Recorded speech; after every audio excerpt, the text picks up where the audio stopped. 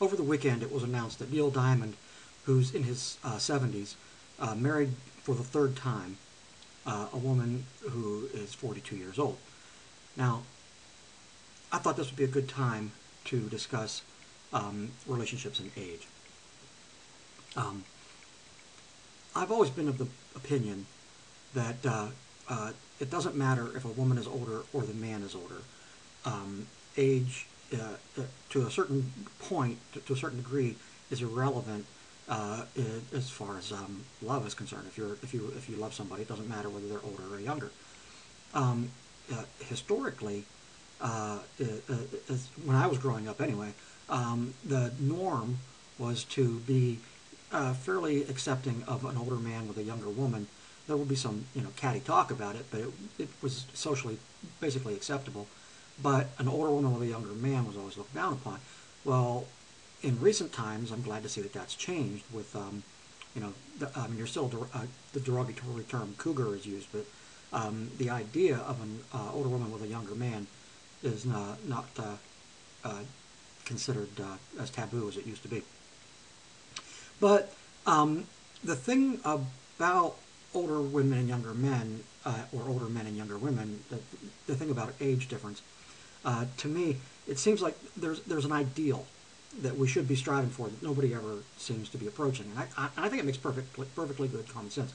I remember back years ago watching a movie with Frankie Avalon and Annette Funicello. And in the movie, Annette Funicello plays an older teacher and Frankie Avalon plays a younger student. And the older teacher explains to the students that women reach their sexual peak in their 30s and men reach their sexual peak in their late teens.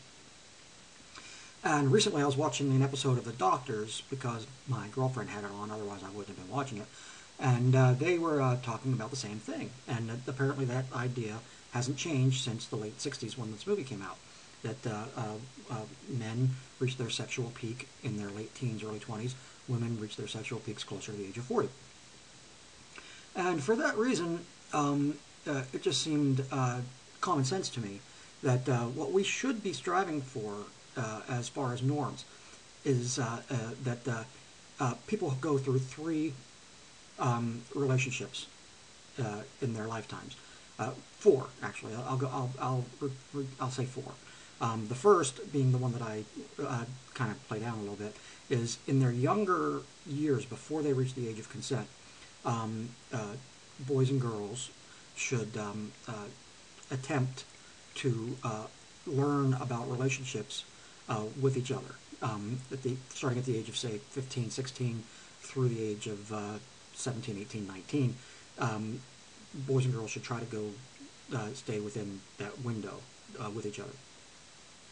But once you reach the age of consent, I would say that young men should find a woman in her 30s who is single and has some sexual experience to teach them, because the woman will benefit from that because she'll have a young man who's in his sexual prime, she'll be in her sexual prime, and the two will be simpatico. At the same time, I think that a young girl reaching the age of consent should find a man in his 30s, early 40s, the latest, and have a relationship with him. Girls at that age are, of course, going to be good for the ego of the older man. But the older man is going to be able to provide them with an education, help them with an education, taking over the role of their father, basically, in that sense, as well as lover. But that's actually incidental. And then by the time the woman is in her late 30s and the man has reached his 50s, early 50s, late 60s, or early 50s, late 50s, early 60s, that relationship should end, and the relationship where the man that was younger was with the woman in her 30s should also be ending at about that time. And then those roles should reverse. The woman then, being in her 30s now, should find a young man. And she's been with this older man up till this point. She's gained experience, life experience. She's got herself financially set. And now it's time for her to enjoy her life. The young man at the other end has built his career, and he's at the age now where it's okay for him to find a young woman to be with. I, I don't see why this is taboo. I don't see why this is a problem for anybody. Then the older people, when you're in your late 40s, 50s, and you've experienced your first relationship with an older person, your second relationship with a younger person, now it's time to get with somebody your own age to live out the final part of your life with. That just, to me, that seems ideal. Now, from my own experience, I'm almost 50 years old. I'm with a wonderful woman who's 56, and we're perfectly compatible in almost every way, and we're going to be able to live out our lives in each other's company with similar life experiences and times. Before this relationship, I was with a younger woman. I was 32 when I met my ex-wife, and she was 18. And we had 10 good years together. Prior to meeting her when I was 32, I was with a woman my own age, and that was not a good relationship. I should have been with an older woman, but at that time, that was socially frowned upon, so I didn't go out looking for an older woman. But I was attracted to older women at the time. I would have been gladly with a woman who was in her 30s, and I would have been 18 at my sexual peak. She would have been at her sexual peak. I missed that opportunity. But other than that, it's all been hunky-dory as far as I'm concerned. Everything's been good. So, yeah, as far as like bringing children into the world, there's nothing to say that an older man with a younger woman can't bring children into the world. A younger man with an older woman, a woman in her 30s, is still viable. They can have children. So you could have the two relationships earlier in life and have children with them, and then have the later relationship. If you're 18, male or female, if you're 17, 16, and you happen to see this video, I'm telling you, that's what you want to set your life goal to be. That's how you want to have your relationships. Now, if you find somebody that you're compatible with, no matter what age they are, and you stay together forever, that's perfectly fine too.